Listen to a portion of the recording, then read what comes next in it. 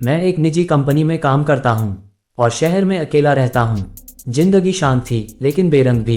एक दिन मेरे सामने वाले फ्लैट में एक नई लड़की आई। नाम था रिया। रिया गोरी, तीखी आंखें और बातों में ऐसा लहजा जो सीधा दिल के अंदर उतर जाए। पहली बार वो मुझसे तब मिली जब उसका दरवाजा बंद हो गया और चाबी अंदर रह गई। माफ कीजिए, क्या मैं थोड़ी देर आपके यहाँ बैठ सकती हूँ? एग भी नहीं चल रहा और गर्मी बर्दाश्त नहीं हो रही। मैंने हाँ कहा। वो अंदर आए और जैसे कमरा महक उठा। कॉफी और इशारे। रिया ने आदत बना ली थी, हर 2-3 दिन में आ जाती।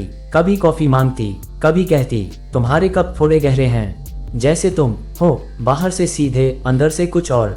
मैं हंस देता, लेकिन उसका हर जुमला कुछ दोहरे अर्थ लिए होता।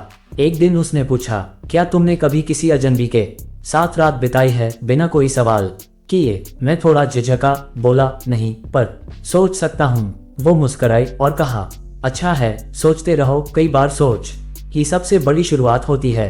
वो बरसाती रात, उस रात बाहर तेज बारिश हो रही थी, बिजली चली गई थी। अचानक दरवाजा खटखटाया। देखा, रिया खड़ी थी, भीगी हुई, सिर्फ एक ढीली सी शर्ट में। डर लग रहा है, क्या मैं अंदर आ सकती हूँ?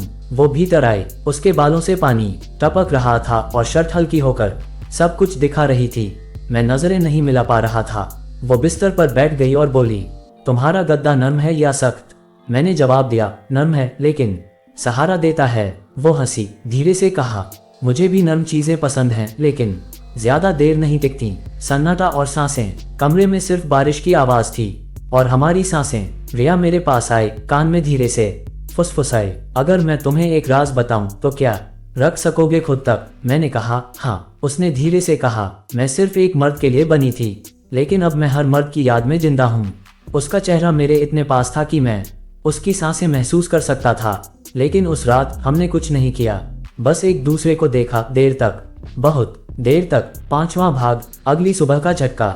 सुबह उठा तो रिया का कोई नामो निशान नहीं था। मैं उसके फ्लैट पर गया, ताला लगा था। बिल्डिंग के चौकीदार से पूछा तो उसने कहा, साहब, उस फ्लैट में तो महीनों से कोई नहीं रहा। मैं सन रह गया, लेकिन मेरे घर के कप में उसकी लिपस्टिक के निशान थे, मेरे तकिए पर उसके बाल का एक लट, और कमरा अब भी उसकी खुशबू से महक रहा था। तो क्या वो सपना थी या कोई साया, या कोई ऐसी औरत जो बस एक रात के लिए हकीकत बनती है? आखिरी पंक्तियां। आज भी मैं वही हूँ, वही फ्लैट, वही अकेलापन। पर जब भी बारिश होती है, दरवाजा अपने आप हल्का सा खुलता है और एक आवाज गूंजती है, तुम्हारे कप अब भी गहरे हैं क्या?